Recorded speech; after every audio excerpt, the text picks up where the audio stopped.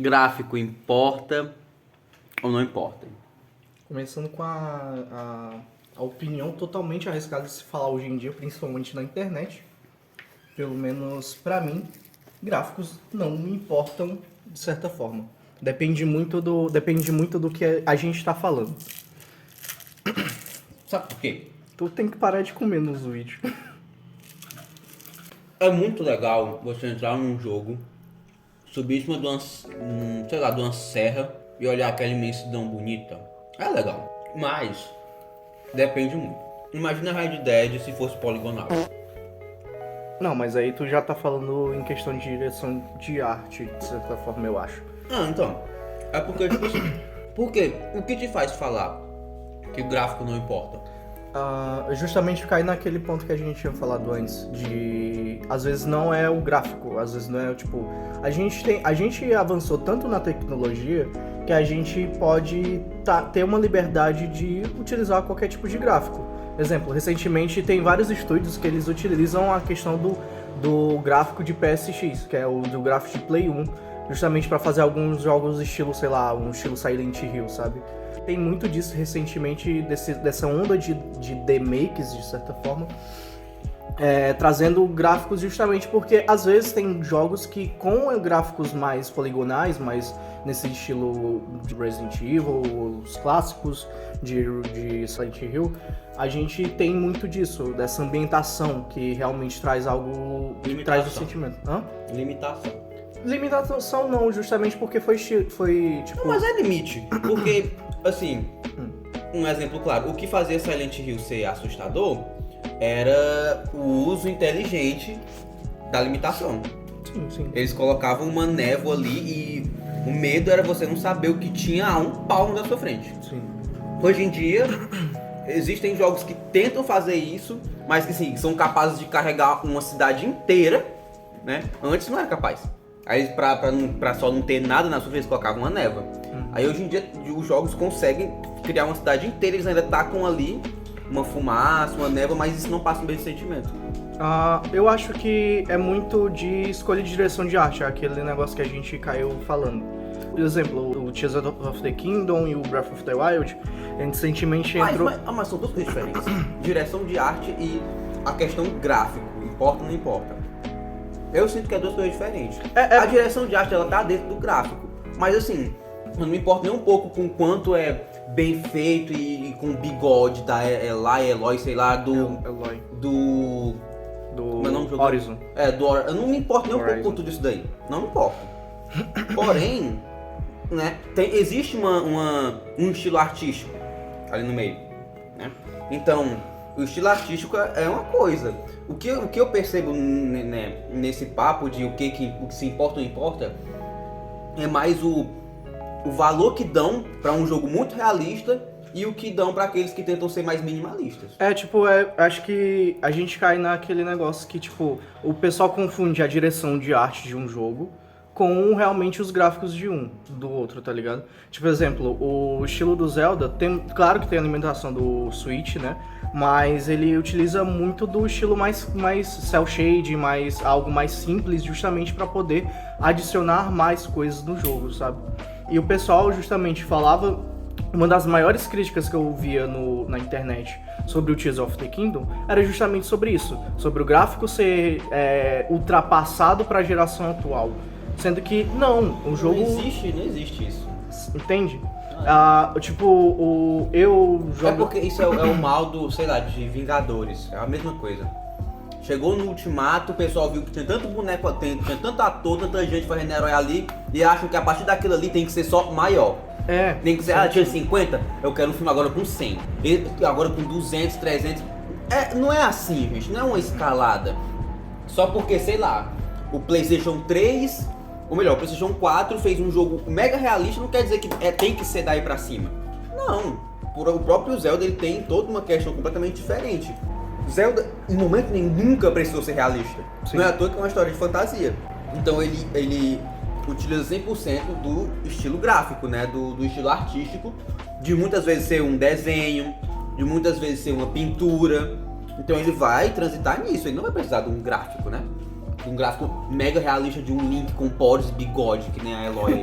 Ninguém precisa. Na verdade, ninguém nunca precisou disso, porque videogame é diversão. Você trabalha com diversão. Quem trabalha com videogame trabalha com diversão. Isso. Também é arte, obviamente, porque a arte é tudo, no final das contas. Tudo que existe no mundo é arte. Então o videogame é arte, mas e muitas vezes é diversão. Então você não precisa jogar um jogo realista onde você não pode dar um pulo de cima de um prédio que o seu boneco vai quebrar a perna e você não vai conseguir andar mais, e como é que vai jogar? Tem momentos que os jogos precisam ter um quê realista, justamente porque é a proposta do game, e tem muitos jogos que não precisam, tá ligado? Tipo, o que recentemente me vem passando é justamente essa questão de valorizar muitos jogos. Não, os jogos hiperrealistas são os primores do videogame. Esse daqui, com o gráfico cartoon, nem tanto, mas ele é bom, mas ele não é nem tanto, ele não merece toda essa visão justamente por ele ser um jogo cartoonizado. Foi justamente isso que me pegou. Eu não sei se é porque eu sou jogador de PC, mas eu vejo muito quem fala sobre isso é o pessoal mais casual que joga no console. Justamente porque, eu quero um jogo hiper realista no meu console, tá ligado? Mas, no PC você acaba aproveitando muita coisa, porque muitos jogos indies não tem capacidade de lançar um jogo para as áreas de console, mas tem pra lançar na Steam. A Steam facilita bastante a questão de lançar um jogo nela.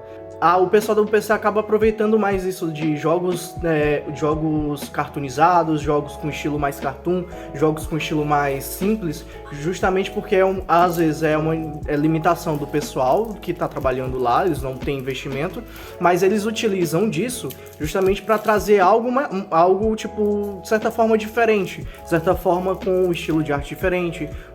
Um exemplo com os remakes de PSX, os vários jogos de pixel art feitos no RPG Maker. A gente tem grandes exemplos de jogos incríveis que foram utilizados formas de arte diferentes, que hoje em dia que muita gente olham pra eles e simplesmente desmerecem.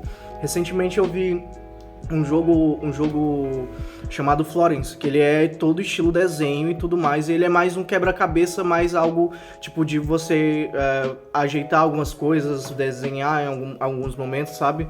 E tipo, tem várias mecânicazinhas bem simples no jogo, mas que ele conta uma história muito boa, eu chorei naquela história.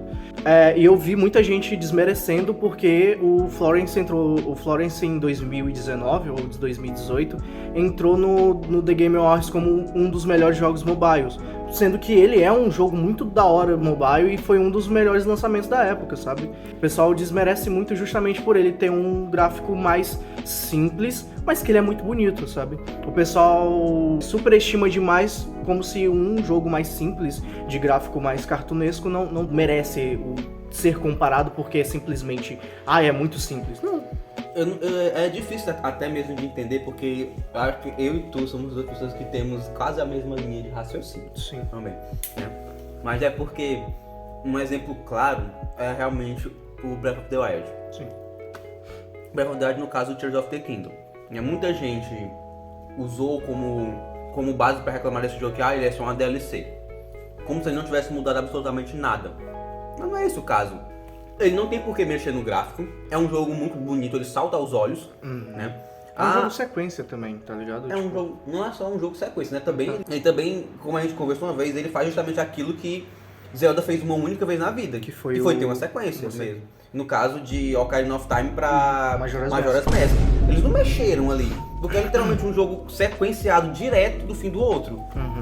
E depois disso a gente não teve nenhum outro Zelda assim. Por isso que eles têm a liberdade também de mudar o estilo artístico e tudo mais.